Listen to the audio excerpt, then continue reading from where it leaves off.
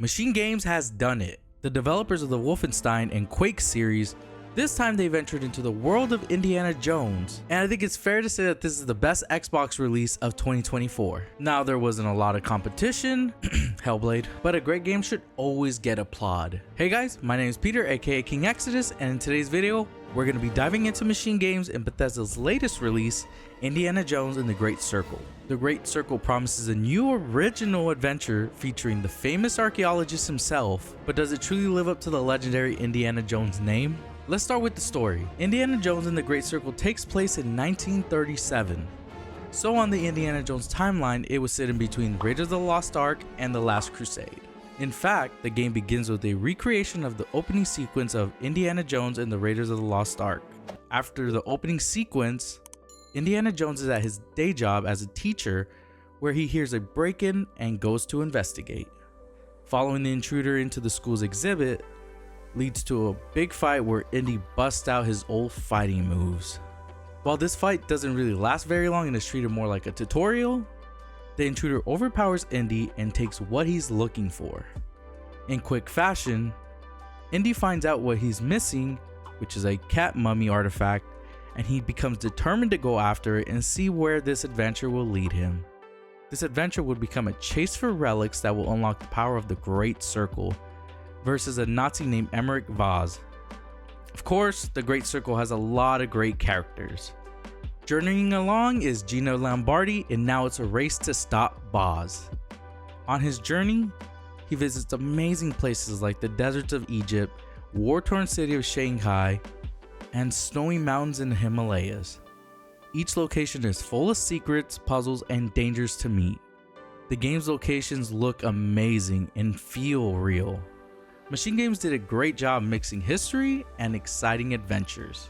The story has lots of surprises and keeps you interested until the end. So how does the game play?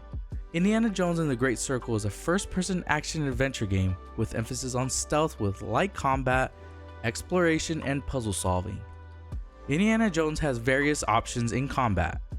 A big thing to keep in mind is your health, obviously, and your stamina bar, as any action that you do will deplete it. Most of the game you're encouraged to avoid enemies and attacking enemies from behind, but Indy can use his fists when needed.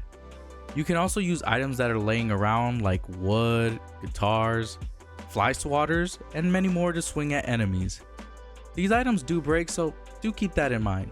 You can also use Indy's legendary revolver, but it's not super effective and the bullies are few and far between.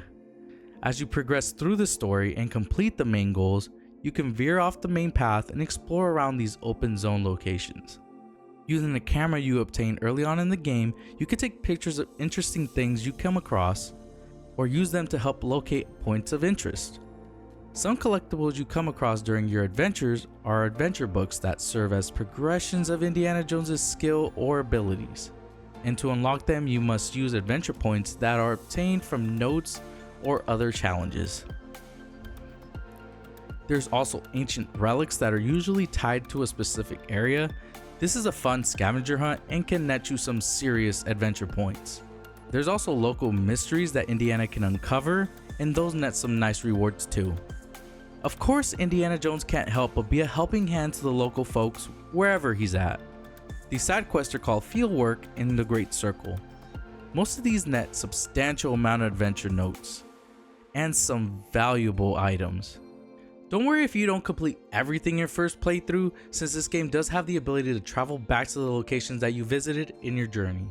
The puzzles you uncover through the Great Circle though are where the real fun is at. You'll solve puzzles like decoding ancient text or moving parts of the environment. Some puzzles need you to pay close attention and others test how fast and smart you are. The puzzles feel like they actually matter to the story and not just some random tasks thrown in for you to complete. Solving them gives you a real sense of accomplishment. My personal favorite was the Chamber of Resonance puzzle, which requires you to translate words on a tablet, taking pictures with your camera, and find the right order of the phrase to open the chamber. This one really challenged me to actually pay attention. Visually, the Great Circle is breathtaking. Machine Games paid attention to every detail, making every location feel alive and authentic. Each environment tells a story of its own, inviting players to explore every nook and cranny. Then there's the music. Composed by Gordy Habb, who has worked on some of the more recent Star Wars games and Indiana Jones and the Staff of Kings, made a score that paid perfect homage to John Williams' iconic themes from back in the day. It made you really feel like you were Indiana Jones. Indiana Jones and the Great Circle isn't just a great game, but a reminder that Indiana Jones has a timeless appeal, especially since it's been lacking in some of the more recent films in the series. I haven't heard that name in a long time. How many years has it? So shout out Troy Baker that did a phenomenal job bringing to life Indiana Jones for a more modern audience. So should you play Indiana Jones and the Great Circle? Definitely you should. It captures the feelings of the movies and adds a fresh, fun gameplay experience.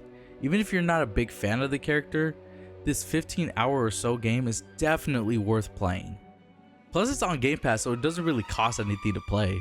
Microsoft recently announced that the Great Circle has had 4 million players. Truth be told though, this game deserves so much more. It's unfortunate that the Great Circle released so late in the year, but hey, I don't tell Microsoft how to run their business. I can just make fun of them. And with the multi-platform model that they are implementing, this game will not stay an exclusive forever. So don't worry my PlayStation gamers, this will be released to PlayStation 5 in 2025, so you'll get a chance to play this amazing game on the Sony platform too. But if you've already played Indiana Jones and the Great Circle, let me know down in the comments what was your favorite part of the game or some of your thoughts on it. And if you like this video, consider giving it a thumbs up and subscribing to the channel for more gaming content like my review on Black Myth Wukong, which should be right here, or what YouTube thinks you might like from my channel, which should be right here. Thank you for watching this video. Until next time, your boy King Exodus is out.